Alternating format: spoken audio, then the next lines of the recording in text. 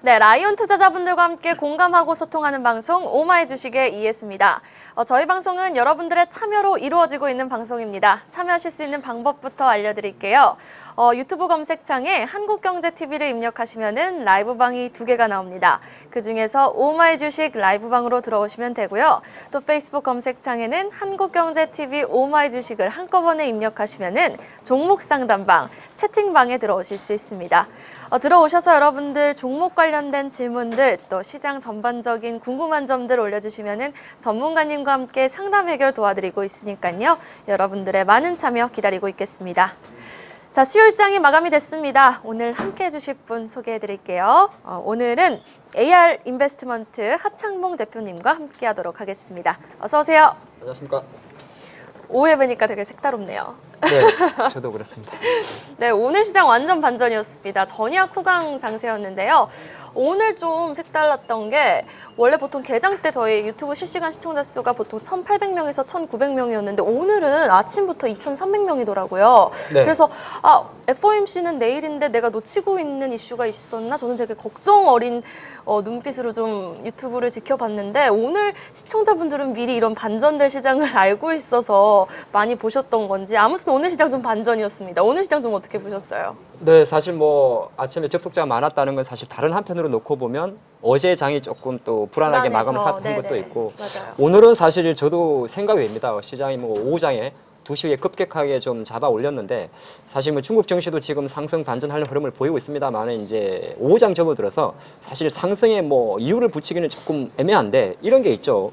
오늘 만약에 시장이 후약으로 마감을 해서 예를 들어 종가가 저가로 마감했다면 사실 오늘 밤 미국 시장은 지켜볼 필요도 없이 내일 아침에 개발할 확률이 되게 높았는데 사실 오후 접어들어서 투신 쪽에서 기관 쪽에서 뭐 하이닉스 포함해서 집중적인 매수가 들어오다 보니까 뭐 코스피를 잡아당기니까 코스닥도 당겼는데 제가 판단할 때는 여전히 좀 그렇습니다. 물론 이제 오늘 또 바짝 당겨놨다고 내일 또 뭐 크게 기대할 건 아니죠. 최근 이제 장의 흐름이 2주 연속 이렇게 갇혀 있으니까.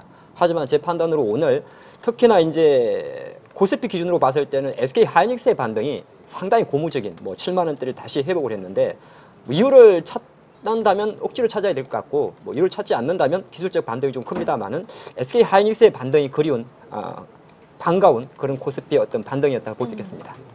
네, 알겠습니다. 일단은 전반적인 투심은 조금 불안했지만 SK하이닉스의 오랜만에 3% 넘는 반등이 좀 반가운 하루였다라고 오늘 시장 좀 정리해 주셨습니다. 자, 수요일 오마이 주식 허창봉 대표님과 함께하고 있습니다. 오마이 주식 공감 토크로 시작해 보도록 할게요. 토크 주제 화면으로 만나보시죠. 종목별 장세에서의 대처법이라는 주제로 오늘 얘기 나눠보도록 하겠습니다. 자, 1월 예상보다는 빠르게 증시가 회복세를 보였고요. 3월 들어서는 경기 둔화와 실적 개선 약화로 시장 상승 모멘텀을 좀 제한하고 있는 모습입니다. 이에 따라서 개별 종목 장세가 지속되고 있는데요. 자, 우리 라이온 투자자분들은 현장에서 어떻게 대응하는 게 현명하다고 대표님은 좀 생각하시는지요? 내공이 쌓여야 됩니다. 사실 내공이? 최근 같은 장은 이제 내공이 좀 많으신 분들은 되게 수익을 즐기시고 있고 또 그게 아니신 분들은 이게 참 어디에다가 발을 담가야 될지 어려운 장입니다. 일단 어려운 장인데 그게 왜 그러냐면 간단히 말씀드려서 사실 이렇게 이야기를 하죠. 지수의 흐름이 그렇게 액티비티하지 않습니다. 뭐 예를 들어서 오늘은 뭐 약간 전야공으로 당겼습니다만은 뭐 코스피 지수나 코스닥 지수가 급등을 한다든지 급락을 하진 않죠. 빠지면 올리고 오르면 빠지는 그런 장인데 한 가지만 좀 체크를 하면 뭐 코스피 기준으로 봤을 때는 아무래도 이 지수에 대한 흐름은 외국인이 지배를 하는데 외국인은 지금까지도 별로 매수할 생각이 없습니다. 한 2월 중순부터니까 한 달 정도 되는데 제가 판단할 때는 거의 뭐 3월 달은 웬만하면 조금 내려놓는 게 좋을 것 같고요. 그러다 보니까 이제 최근에 이런 이야기를 합니다. 같이 움직이는 게 없어요. 뭐 예를 들어서 테마나 섹터가 움직이지도 않는데 그 중에서도 또 따로 움직입니다. 뭐 의류 같으면 최근에 보면 힐라코리아나 FNF만 좀 달리고 있고 다른 종목은 안 달리죠. 뭐 바이오도 사실은 빈익빈 부익부가 상당히 좀 심각한데 제가 판단할 때는 여러 가지 복합적입니다만은 일단 장의 그 주도 섹터가 없는 것이 가장 큰 특징이죠. 그래서 사실 좀 투자하기가 조금 어려운데 그래도 이제 그 잡히는 흐름은 좀 있습니다. 최근에 이제 물론 오늘은 등락이 좀 심합니다만은 상장한 1년 이내 종목들. 근데 이 종목들이 약간 특징이 하나 있는데 감사 보고서 리스크가 조금 빠집니다. 그 왜 그러냐면 상장한 지 1년밖에 되지 않았기 때문에 감사 보고서를 제출을 안 한다든지 왜냐하면 상장하기 위해서 엄청 이게 좋게 부풀려서 상장을 시켰는데 그 1년 차에서 약간 다른 종목들보다, 그러니까 작은 시가총액이 작은 다른 종목들보다는 감사 리스크가 조금 작습니다. 작기 때문에 그런 종목들이 또 어느 정도 한몫했다 그런 말씀 좀 드리겠고, 그럼에도 불구하고 이제 조금 정리를 해드리면 우리 중심은 잡으시면 됩니다. 예, 시장의 중심 뭐냐면 IT 대형주는 지금 외국인 수급이니까 안 움직인다. 그렇게 정리를 하시면 좋을 것 같고, 그리고 움직이는 거는 바로 두 가지 섹터입니다. 그게 이제 IT와 바이오죠. 예, IT와 바이오입니다. IT와 바이오 두 가지로 딱 나눌 수가 있고, IT는 사실은 IT도 두 가지 정도 플러스 알파밖에 안 움직여요. 그것만 알고 계시면 될 것 같습니다. 아마 많은 분들이 좀 알고 계신데 반도체는 실제적으로 하이닉스, 삼성전자는 움직이지 않습니다. 왜 그러냐면 그건 외국인이 지배하기 때문이죠. 대신 하이닉스와 삼성전자는 움직이지 않아도 오히려 반도체 소재 장비주들은 하이닉스나 삼성의 공격적인 설비 투자가 들어가기 때문에 상당히 실적도 잘 나올 겁니다. 그러니까 조금 정리해드리면 아마 삼성전자 하이닉스는 실적 부진 때문에 1분기도 어려웠다 보고 있거든요. 근데 반대적으로 반도체 전공정, 뭐 후공정 이런 장비들은 오히려 실적이 좋을 수밖에 없습니다. 그렇기 때문에 제가 판단할 때는 최근에 보면 뭐 PSK라든지 반도체 전공정으로 보면 PSK, 유진테크 많은 종목 중에서 몇 개만 좀 추려봤습니다. 네. PSK, 유진테크 그리고 뭐 후공정이라든지 시스템 LSI 부분은 아무래도 후공정은 보통 유닛 테스터가 대표적인 대장주입니다. 지금 17,000원대 하고 있죠. 그 다음에 최근에 이제 고공행진을 달리고 있는 테스나라든지 또 LG의 유일한 시스템 LSI 부분, 실리콘웍스 이런 종목들이 주목이 되고요. 이 올레드 쪽도 제가 좀 종목들을 다 봤는데 네. 최근에 다시 붙은 힘으로 보면 제가 판단할 땐 제이스텍이라든지 EST, 비아트론 이런 종목들이 계속 주목이 됐기 때문에 뭐 IT 종목들은 지금 좁혀봤자 8개밖에 되지 않습니다. 그래서 제가 판단할 때는 관심 그룹에 좀 넣어두셨다가 조금 분석을 해보시고 나면 아마 시장 대비해서 좀 아웃퍼폼하지 않겠느냐, 네, 그래 볼 수 있겠습니다.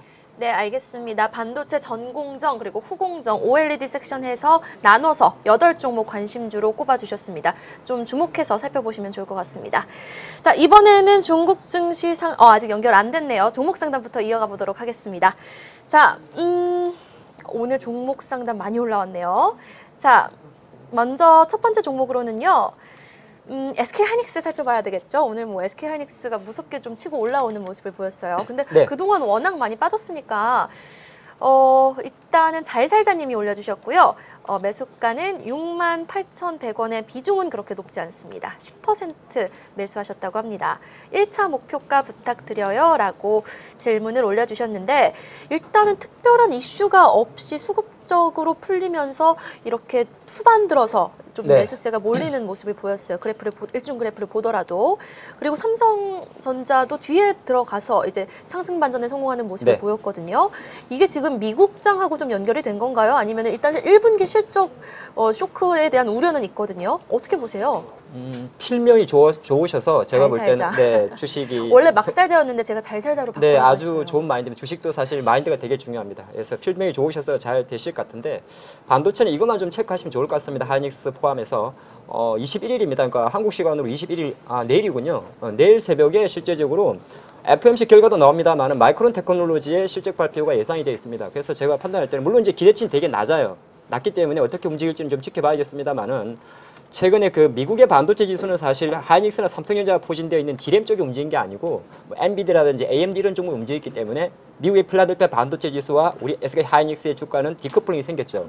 하지만 만약에 내일 새벽에 마이크론이 어느 정도 시장에 긍정 지표를 준다면 조금 더 박차를 낼 수가 있습니다. 그래서 낼 수 있을 것 같고요. 제가 판단할 때는 아까 초반에 말씀을 좀 드렸기 때문에 지금 2조 원대 초반 예상하고 있습니다. 그 SK 하이닉스의 1분기 실적을 그렇게 되게 된다면 제 판단으로는 7만 원도 비싼 주가입니다. 그래서 지금은 기술적 반등으로 보시면 좋을 것 같고요. 중요한 거는 기술적 반등이 어느 정도까지 나올지를 좀 체크해 주셨는데, 뭐 기술적으로 차트만 놓고 보면 지금 가장 큰 관심은 그거 아니겠습니까? SK 하이닉스가 2월 달에 행성했던 7만 5천 원 가냐 안 가냐 그 차이잖아요. 저는 못 간다 보고 있습니다. 그래서 한 7만 3천 원대 전후를 일단 지금 기술적 반등에 목표치를 좀 보는 것이, 또 마침 이제 문의를 주신 분은 평균 단가가 낮기 때문에 뭐 그쵸. 약간 제가 판단할 때는 여유 있는 가격 입장에서는 한 7만 3천 원 정도가 낫지 않겠느냐 그렇게 볼 수 있겠습니다. 알겠습니다. 그럼 75,000원 도달이 연내 좀 힘들다고 보시는 건가요? 그건 알 수가 없습니다. 왜 그러냐면 지금 사실 이제 한 달 주가만 제가 말씀드린 거거든요. 네. 과연 시장에서 가장 큰 관심이 뭐냐면, 과연 그러면 SK 하이닉스, 삼성전자의 1분기 실적이 반영을 어느 정도 했냐, 그게 이제 포인트입니다. 1분기 실적 네, 그렇죠. 우려에 대한 1, 2월 달처럼 반영을.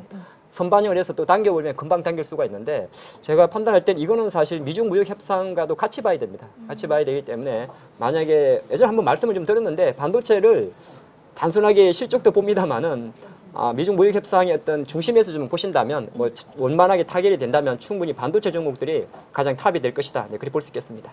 알겠습니다. SK하이닉스에 대해서는 일단은 지금 1분기 실적 발표를 앞두고 73,000원 선까지 한번 목표가를 잡아보자라는 말씀 해주셨습니다. 자, 다음 종목은 한국전력 살펴보도록 하겠습니다. 유민우 님이 올려주신 종목인데요. 요 며칠 계속해서 하락하는 게 심상치 않습니다라고 질문을 올려주셨어요. 저도 계속해서 이제 시황을 체크를 하는데 한국전력, 경기 방어주 성격의 한국전력이 이제 전기료 인상해서 실적 개선될 것이다라는 긍정적인 뉴스는 지난달부터 해서 계속해서 들려오는 것 같은데 네. 주가를 보더라도 뭐 수급적으로 보더라도 계속해서 조금 매물이 좀 나오는 모습이에요. 네. 이거 좀 심상치 않은 것 같은데요라고 이제 질문이 올라왔는데 어떻게 보세요? 주식이 이제 오르고 내리면은 사실 이제 실적이 좋아질 것 같았을 때 오르게 되고 실적이 조금 부진하지 않을까 싶은 생각이 들면 주가 내려가죠. 그럼 한전 같은 경우는 사실 작년 10월 달에 주가가 이제 2만 원대, 2만 4천 원대에서 한 3개월 정도 상승을 했는데 상승의 포인트는 똑같습니다. 예, 전기료 인상 관련해서 실적이 이제 좀 회복될 것이다. 그 관점이죠. 자, 그 관점에서 주가가 한 50%가 올랐는데 오른 상태에서 최근 한 달 정도에 한 10%, 20% 조정은 제가 판단할 때는 상당히 자연스러운 차익 구간입니다. 자연스러운 차익 구간을 보시면 좋을 것 같고 그러니까 우리가 주식을 가지고 매일 스캘퍼를 할 수는 없잖아요. 그쵸. 제가 판단할 때는 한국전력 같은 경우는 확실하게 이제 작년 하반기가 저점이 돌렸다고 보는 게 좀 실적도 마찬가지고 주가도 지배적입니다. 그래서 제가 판단할 때는 지금 밀리는 건 이제 시장에 좀 탓도 해야 되고요. 차익심도 있기 때문에 아마 31,000원대 전후에서 만약 하방 지지를 좀 보일 가능성이 좀 높기 때문에 뭐 현재 주가 수준에서는 보유하는 전략이 맞고요. 매수를 하신다면 조금 더 제이커브 효과를 감안한 매수가 좋습니다. 제이커브 효과는 많이 들어보신 건데요. 보통 급락하는 주식들은 내가 가격을 원해서 사지 않고 가격하고 기간을 같이 나눕니다. 그래서 10주를 살 거면 4주, 4주, 2주를 사고 나는 사는 날짜도 4일 있다가 4일 있다가 이틀 있다가 10일 정도 사는 거거든요. 그래서 약간 내려가는 종목들은 좀 지겹게 사야 되기 때문에 뭐 제가 판단할 때는 31,000원 정도에서는 하락세가 좀 멈출 가능성이 크다. 그렇게 볼 수 있겠습니다. 알겠습니다. 한국전력 지금 하락에 대해서는 차익 실현 매물이다. 31,000원 선 지지선으로 잡아주셨습니다. 자, 이번에는 중국 증시 마감 상황 알아보고 오겠습니다. 오늘도 중국 증시는 좀 하락세를 보였는데요. 자, 오늘은 교보증권 GBK부 강청원 연구원 연결 통해서 자세한 마감 상황 알아보도록 하겠습니다. 안녕하세요. 예, 안녕하세요. 네, 중국 증시 마감 상황 전해주시죠. 네, 오늘 상해 종합지수는 0.01% 하락한 3,090포인트로 시장을 마감하였고요. 심천원 성분지수는 0.4% 하락한 9,806포인트로 시장을 마감하였습니다. 금일 상해 증시는 하락세로 시장을 개장한 후에 등락을 반복하며 방향성을 탐색하는 듯 보였지만 오전장 마감 전부터 하락세로 전환됐습니다. 하지만 장 막판에 뒷심을 발휘하면서 보합세로 증시를 마감하였습니다. 오늘 시장은 미중 무역 협상에 대한 불확실성이 커지며 시장의 불안감을 나타냈으며 다음 주와 다다음 주에 진행되는 미중 4, 5차 고위급 회담에서도 불확실성이 존재한다는 외신 보도에 따라 시장의 변동성을 키운 것으로 보입니다. 한편 현재 중국 내 여러 상황들을 고려하면 2분기에 중국 당국이 금리를 인하할 것으로 예상돼 시장의 관심이 높아지고 있다고 합니다. 중국 증권부는 현재 당국의 각종 발언을 종합해보면 대규모 통화 정책 완화는 기대하기 힘들며 오히려 근래 들어 인민은행은 중기 유동성 지원 창구를 순회수하는 상황이라며 각종 재정, 세수 등을 고려하며 2분기에 인민은행이 기준금리 인하를 선택할 가능성이 높다고 전망했습니다. 이에 따라 향후 시장 내 유동성이 증가하게 되면 주식시장이 채권시장보다 더욱 매력적으로 다가올 것이라고 예상했습니다. 그럼 오늘 시장을 업종별로 살펴보겠습니다. 전날 강세를 보였던 IT주와 석유 관련주의 대규모 차익 실현 매물이 나오며 오전에 증시 압박을 가했으며 반도체, 통신, 자동차, 부품, 음식료 관련주 약세를 보였습니다. 반면에 증권주, 해운, 전기 바이오 관련주는 상세를 나타냈고 특히 안희금 종자주류, 노주 노교 종목 등 주류 업종과 정부의 메탄올 자동차에 관한 정책 발표를 하면서 원흥에너지, 신호생태, 금호화학주는 강세를 나타냈습니다. 이에 관련해 업계 전문가는 메탄올 자동차 발전 추진은 대기 오염물 배출 감소, 국가 에너지 안전 보장 등 중요한 의의를 지닌다고 말하면서 앞으로 메탄올 자동차 응용은 가속될 것이며 관련 기업의 수혜를 가져올 것이라고 분석하였습니다. 마지막으로 현재 시장 상황에 대해서 거풍 투자자문은 지금 2018년 연간 실적이 집중적으로 발표되고 있는 시기라서 블루칩주들의 상승은 당분간 지속될 전망이며 각 섹터별로 빠르게 순환하면서 등락을 반복하게 되는 업종별 순환매 시장이 될 것이라고 예상했습니다. 이상입니다. 네, 지금까지 교보증권 GBK부 강청원 연구원이었습니다. 오늘 말씀 고맙습니다. 네, 감사합니다. 네, 계속해서 종목 상담 이어가 보도록 하겠습니다. 자, 세 번째 종목 어떤 종목 살펴볼까요? 다트베어님이 올려주셨습니다. 처음 들어오신 분 같은데요. 자, 제약바이오즈 올려주셨어요. ABL 바이오 요즘 워낙 힘이 네. 좋은 종목이죠. 오늘장에서도 일중 그래프 보면요, 후반으로 갈수록 전약 후강 그래프를 워낙 그리고 있어요. 네. 자, 10% 가까이 급등하면서 마감 지었습니다. 매수가는 25,000원에 비중이 좀 높으시네요. 40% 매수를 하셨다고 합니다. 자, 일단은 31,000원 돌파에도 성공을 한 ABL 바이오. 일단 제약바이오주가 모두 쉬어갈 때도 이중항체 관련주들은 강한 모습이거든요. 네. 자, 어떻게 보세요? ABL 바이오는 사실 뭐 최근에 가장 핫한 종목 중에 또 하나입니다. 한 23개 정도의 파이프라인을 갖고 있어요. 이중항체 중에서. 그러다 보니까 이제 기타, 물론 이제 최근에 뭐 셀리버리라든 이런 종목들이 상당히 급등을 했습니다만 ABL 바이오도 그런 종목 중에 하나인데, 제가 판단할 때는 그 모든 것을 차치하더라도 지금 가격대는 뭐 어제 그제 좀 흔들리는 거 좀 보셨죠. 오늘도 사실 좀 빠졌다가 장 후반에 갑자기 이제 강한 매수가 좀 들어왔는데, 약간은 이제 저는 개인적으로 뭐 제약 바이오 주가들이 어느 정도 슈팅 구간에 들어갔다 생각을 하고 있습니다. 그래서 어느 정도 약간 차익 실현에 대한 욕구를 좀 챙길 때가 되지 않나 그리 볼 수 있을 것 같고요. 왜냐하면 워낙 변동성이 크기 때문이죠. 변동성이 크지 않다면 사실 굳이 고민할 필요가 없는데, 이게 2월 말 한 18,000원대에서 대략 60%가 올랐기 때문에 보통 우리는 어떻게 이야기를 하냐면 1개월 기간에 50% 이상을 상승하면 급등주라고 이야기를 합니다. 급등주를 이야기하기 때문에 보통 이럴 때는 그 TS 전략을 써야 되거든요. 근데 TS 전략을 잘 모르시는 분이 있는데, 고점 대비해서 몇 %가 하락하게 되면은 이거를 이익 청산하는 걸 말합니다. 근데 그거 이제 그 고점은 이제 항상 현재 형성된 고점이 되는 거죠. 지금 ABL 바이오는 33,950원대가 고점인데, 일단은 제가 판단할 때는 아직까지 고점이 계속 진행하기 때문에 뭐라고 판단을 못 하겠습니다만은, 조금 구체적으로 조금 최근 한 일주일 동안의 흐름을 보면 한 29,500원 정도를 우리가 이제 로스컷 가격으로 잡는 게 좋을 것 같습니다. 이익이지만 로스컷이라는 표현을 쓰는 이유는, 다시 만약 29,500원 밑으로 내려오게 되면은 이제 29,000원 밑으로 내려갈 수 있기 때문에 그 전까지는 시세를 즐기되 일단은 이익 보존 전략 차원에서 한 29,500원대를 중요 허리 라인으로 생각하면서 좀 시세 흐름을 좀 지켜는 보는데, 회사 좋습니다. 근데 주가가 너무 슈팅한 부분에 대해서는 차익 욕구가 좀 생기지 않겠느냐 그렇게 볼 수 있겠습니다. 알겠습니다. 그럼 29,500원 라인을 허리 라인으로 지지를 해놓고 조금은 올라갈 수 있는 구간도 있겠지만은 그래도 차익 실현 어느 정도 조정 구간도 좀 생각을 해보자라는 말씀이신가요? 허리를 올리는 겁니다. 아. 이게 이제 주식을 하시다 보면 허리를 올리는, 지금은 오늘 기준이니까 일주일 기준 29,500원인데 내일 만약에 시세가 그 위로 가버리면 네. 계속 같이 가져가야 되는 거죠. 가져가야 되는데 뭐 지금 일주일 흐름만 놓고 봤을 때는 29,500원대가 중요한 지지 라인이다. 그래서 그 지지 라인 이탈하게 되게 되면 매도, 그것이 유지하게 된다면 보유. 간단하게 이렇게 설정하면 될 것 같습니다. 알겠습니다. 29,500원 선을 좀 지지해 줄 수 있는지 여부를 좀 지켜봐야겠네요. 알겠습니다. 자, 다음 종목도 제약바이오주 한번 체크해 보도록 하겠습니다. 신라젠 올려주셨어요. 배효준 님이 질문 주셨는데요. 오늘 신라젠 대규모 이제 CB 발행 자금 조달로 강세를 보였는데요. 앞으로 전망 어떻게 보세요? 라고 질문을 주셨어요. 신라젠 같은 경우는 오늘 이제 호재성 뉴스에도 불구하고 상승폭이 그렇게 두드러지지는 못했는데, 최근 그래도 횡보권에서 박스권 등락을 거듭하고 있는 모습입니다. 어떻게 보세요, 신라젠은? 옛날이 그립죠. 예, 제가 왜 이런 표현을 썼냐면, 신라젠이 2017년도에서는 가장 스타 주식이었습니다. 근데 올해는 뭐 조금 전에 살펴봤던 셀리버리나 ABL이나 이런 종목한테 인기를 다 뺏겼습니다. 뺏겼는데, 근데 제가 이게 농담삼아 하는 이야기가 아닙니다. 진담입니다. 왜 그러냐면, 인기가 뺏겼다는 것만 자체는 지금 신라젠에 대한 시장의 기대치가 낮다는 겁니다. 그게 첫 번째 우리가 기억해야 될 팩트고요. 최근에 이제 두 가지 이슈 때문에 하락을 했습니다. 첫 번째는 뭐 이쪽에 종사하시는 의료계에 계신 분이 팩사백의 성공 가능성이 좀 희박하지 않느냐 이런 뉘앙스의 멘트였는데, 사실입니다. 희박합니다. 희박하기 때문에 오히려 4조 원의 지금 주가 시가총액을 준 거거든요. 그래서 그거 좀 체크해야 되는데, 근데 그거 가지고 많이 빠질 재료는 아닙니다. 이미 알고 있는 내용이에요. 시장도 알고 있어요. 신라젠의 팩사백이 어렵다는 거를.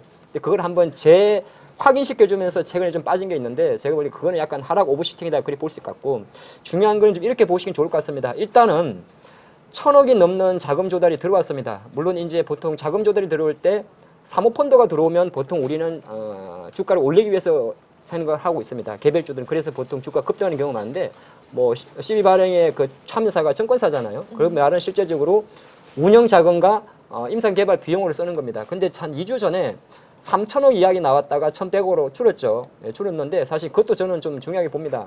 기왕이면 많이 들어오는 게 좋은데 물론 이제 신라젠 기준으로는 많이 들어온 건 맞습니다만은 지난번에 3,000억 이야기 나왔다가 1,100억으로 줄어들었으니까 그 부분은 조금 또 아쉬운 부분입니다. 그래서 좀 정리를 해드리면 신라젠은 지금 제가 판단할 때는 매수의 의미는 두고 있지 않습니다. 굳이 지금 신라젠을 투자해서 수익을 낸다는 거는 어떻게 보면 기회비용을 크게 날릴 수가 있어요. 하지만 보유자 입장에서는 어쨌든 올해는 그 무용성 평가를 할 확률이 되게 높습니다. 그게 이제 상반기는 아니다 하더라도 하반기는 되겠죠. 그래서 타 종목 대비해서 탄력성은 떨어집니다만은 현재 주가 수준에서 굳이 내가 손절을 해서 그럴 필요는 없고 만약에 비중이 많으시다면 제가 판단할 때는 지금 시간의 단일가라도 비중 좀 줄여가지고 지금의 시장 흐름에서 좀 대응하는 것이 낫지 너무 목을 매기에는 시장에 알려진 악재가 너무 많다. 지금 그리 볼 수 있겠습니다. 알겠습니다. 그러면은 지금 코어에 있는 종목이 좀 아니기 때문에 비중을 축소해보자라는 말씀이시죠? 알겠습니다. 신라젠에 대한 전문가님 의견 들어봤고요. 자, 다음 종목 살펴보도록 하겠습니다. 섹터를 좀 변경을 해볼까요? 휠라코리아 한번 살펴보도록 하겠습니다. 연일 너무 잘 올라오고 있습니다. 휠라코리아라든지 요즘 종목별 장세라고 하지만 올라오는 종목은 또 계속해서 잘 올라오고 있거든요. 뭐 휠라코리아라든지 신세계 인터내셔널 그리고 뭐 연일 에코프로 BM 뭐 이런 종목들은 계속해서 잘 올라오고 있는데 휠라코리아는 오늘 뭐 미국 매출 증가 기대된다라는 소식 호재성 뉴스가 또 한 번 들려오면서 신고가를 다시 썼는데요. 자, 오늘 좀 매수해봐도 될까요? 내일장에서 좀 매수를 해봐도 될까요? 라는 질문이 올라왔는데 네. 오늘장에서 장대 양봉을 그렸거든요. 이러한 고점 부근에서 진입을 해봐도 될까요? 어떻게 보세요? 이제 힐라코리아는 이미 이제 어떻게 보면 추세 수종적인 투자를 하시는 분들은 당연히 매수가 가능합니다. 매수 가능하고 만약에 단기적으로 급접근하시는 분은 타이밍 잡기가 쉽지 않을 거예요. 주가가 사실 작년 2017년도 연말에 15,000원 하던 게 한 6배가 올랐습니다. 지금 17,000원대까지 왔는데 이제 신고가를 가게 되면 사실 증권사들은 계속 목표가를 상향하게 되고 기업 입장에서는 사실 어느 정도 사업을 확장하게 되고 주가도 좋은 이야기만 나옵니다. 그래서 이제 수급도 이게 4조짜리니까 기관이나 외국인이 핸들링 할 수밖에 없는 종목이죠. 그래서 제가 볼 때는 어디가 천정인지 저는 알 수 없습니다. 이미 현재 주가 밸류에이션 기준으로는 이미 넘어섰으니까 오류 회사가 이 정도 가면 이건 너무 오버슈팅이긴 한데 근데 여기에 이제 실적이 증가하는 부분 또 여러 가지 펀드에 패시브 펀드에 들어간 부분 뭐 이런 거 모든 것을 좀 갖고 있는데 좀 편하게 보시면 좋을 것 같습니다. 아마 한 번 정도는 제가 판단할 때는 이거는 이렇게만 말씀드릴게요. 우리가 뭐 청취자분들도 5일선이 어떤 건지 대략 아시니까 처음으로 5일선 이탈하는 시점이 나올 겁니다. 당장 내일이라도. 네, 그 시점이 오히려 첫 번째 매수 기회가 된다 보기 때문에 지금은 양봉 우리가 보통 오늘쯤 올랐을 때 사기보다는 뭐 약간 보통 이거 이제 끝났다 싶을 때 오히려 역발상으로 접근하는 게 좀 낫기 때문에 아까 매수 관점을 물어보신 거죠. 네. 매수 관점에서는 저라면 오히려 차트가 깨진다는 기본적인 5일선 이탈한다는 그 엄봉에서 공략하는 게 낫지 않겠느냐 그렇게 볼 수 있겠습니다. 알겠습니다. 휠라코리아에 대한 전문가님 의견 들어봤고요. 그럼 휠라코리아라든지 뭐 신세계 인터내셔널 이런 지금 네. 많이 오른 종목들 같은 맥락으로 보시는 건가요? 이미 이제 그런 거죠. 신세계 인터내셔널도 이제 30만 원 넘었지 않습니까? 이런 종목들은 이제 가진 자의 여유입니다. 그러니까 부잣집 아들이 된 거죠. 내가 부러워하는 거는 사실 한편 근데 주식을 하시는 분들 되게 중요한 팩트인데요. 한 가지는 야 저거 정말 잘 가네 싶으면 관심을 가지는데 매수를 잘 못하시죠. 매수를 잘 못하시는데 오히려 꼭 시장은 이런 종목들에 대해서 조정을 줍니다. 근데 꼭 투자가분들이 꼭 내가 살 것 같으면 또 빠질 것 같다는 생각을 하는데 물론 그렇기도 해요. 근데 이제 어떤 테마성으로 움직이는 거 가지고 하고 기관하고 외국인이 합작해서 올리는 거는 조금 다릅니다. 다르기 때문에 뭐 신세계 인터내셔널 같은 경우도 저 같은 경우라면 지금 30만 원대를 훨씬 넘었습니다만은 네. 호시탐탐.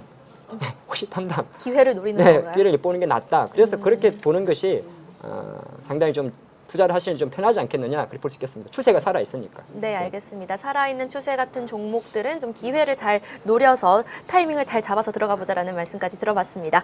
자, 다음 종목은 큰 종목 살펴볼게요. 삼성 STS 물어보셨습니다. 매수가는 23만 원. 앞으로의 전망 좀 부탁드려요. 라고 너무 갈구하셔서 한번 네. 살펴보도록 하겠습니다. 그러니까 삼성 SDS 같은 종목을 만약에 문의를 주시면 보통 추정할 수 있는 거는 보통 공모 전에 주식을 갖고 있었거나 아니면은 약간 중장기 투자가 성향이거나 아니면 자산이 조금 크게 운용하시는 분이 큽니다. 왜 그러냐면 이 회사가 쉬운 회사가 아니죠. 네, 정말 어려운 회사입니다. 어려운 회사라는 거는 삼성 SDS가 하는 비즈니스 모델 자체도 일반 투자가분들이 이해하기가 좀 어렵습니다. 뭐 블록체인이라든지 또는 삼성 그룹의 뭐 ICT 기업이긴 한데 또 하나가 이게 또 이재용 부회장과도 연관이 되죠. 삼성 그룹사이기 때문에 한때는 또 삼성 SDS를 중심으로 해서 삼성의 지배 구조 이슈도 좀 없지 않아 있었기 때문에 상당히 제가 그래서 처음부터 어렵다는 이야기를 쓴 겁니다. 어렵다는 게 분석이 어렵다는 거죠. 우리가 주가를 분석할 때는 이게 얼마까지 상승할까에 대한 게 좀 나와야 되는데 얼마까지 상승할까는 두 가지로 분석합니다. 첫 번째는 실적이거든요. 그럼 실적이 어느 정도 나올 것 같으면 거기에다 곱하기 밸류를 때려가지고 적정 목표를 잡아내는 거고 또 그게 아니고 테마성으로 가는 거는 차트에 의존하는데 삼성 SDS는 지금 차트도 분석할 수가 없는 그림입니다. 이 대형주 어떻게 차트 분석을 해요? 그거는 차라리 연습장에 줄 걷는 게 낫는데 제가 판단할 땐 당연히 보유 전략입니다. 굳이 삼성 SDS는 약간 제가 19만 원의 공모가 들어왔던 회사인데 구주 매출로 들어왔죠. 구주 매출 들어왔는데 뭐 지금 현재 수준에서 20만 원 이상을 1년 이상 유지하니까 제 판단으로는 좀 지겹지만은 좀 보유하는 전략이 낫지 않나 볼 수 있겠습니다. 알겠습니다. 삼성 SDS에 대한 전문가님 의견까지 들어봤습니다. 오늘 종목 상담은 삼성 SDS까지 살펴보도록 하겠습니다. 자, 이제 마무리해 보도록 하겠습니다. 우리 시장 이틀 연속 좀 관망세가 짙게 껴있는 모습이었고요. 오늘 우리 시장도 1% 넘게 하락세를 보였다가 뒤에 들어서 좀 반전세를 보였습니다. 내일 FOMC 결과에 따라서 우리 시장 좀 시장에 미칠 영향이 좀 달라질까요? 내일 시장 포인트 어떻게 두고 계세요? 뭐 사실 크게 달라질 건 없다 생각을 하고 있습니다. 뭐 어떻게 보면 오늘 좀 당겨서 마감을 했습니다만은 또 코스피 같은 경우는 계속 2,190포인트 정도의 저항 물량이 좀 있고 코스닥은 어느 정도 지수 흐름 자체가 지금 일주일 때 좀 정체되니까 그러니까 그것만 좀 생각하시면 될 것 같아요. 지수의 변동성은 좀 약할 것이다 그렇게 잡으시면 좋을 것 같고 이 FOMC 회의 같은 경우는 사실 이제 두 가지가 나오겠죠. 금리는 동결 확률이 되게 높고 또 하나는 과연 이제 금리 또 인상에 대한 속도에 대한 이야기죠. 원래 작년 12월 달은 올해 2번 내년 1번인데 거의 아마 축소될 겁니다. 축소될 거고 파월 의장이 이제는 올해는 매년 기자회견을 합니다. 근데 이번에는 2번 할 수도 있어요. 뭐냐면 연준의 금리 스탠스가 발표된 거 한 번 하고 또 따로 시간을 내서 대차 대조표 축소 이야기도 할 수가 있습니다. 물론 대차 대조표 축소라는 것도 거의 시장에서 뭐 12월 달로 확정이기 때문에 그리 보시면 좋을 것 같고 그래서 중요한 거는 이렇게 정리할 수 있습니다. 약간은 빠지면 사고 오르면 파는 그런 박스권 장이기 때문에 지금은 뭐 제가 판단할 때는 좀 와이드합니다만은 뭐 짧은 매매 그리고 개별주 플레이에 집중하는 것이 쉽지는 않겠습니다만은 이참에 공부한다 생각하시고 아마 좀 개별주 플레이를 좀 하시는 게 좀 낫지 않나 볼 수 있겠습니다. 네, 알겠습니다. 박스권 장세가 좀 연장이 되겠다. 종목별 대응 좀 아직까지도 유효하겠다라는 말씀까지 들어봤습니다. 지금까지 AR 인베스트먼트 하창봉 대표님이었습니다. 오늘 말씀 고맙습니다.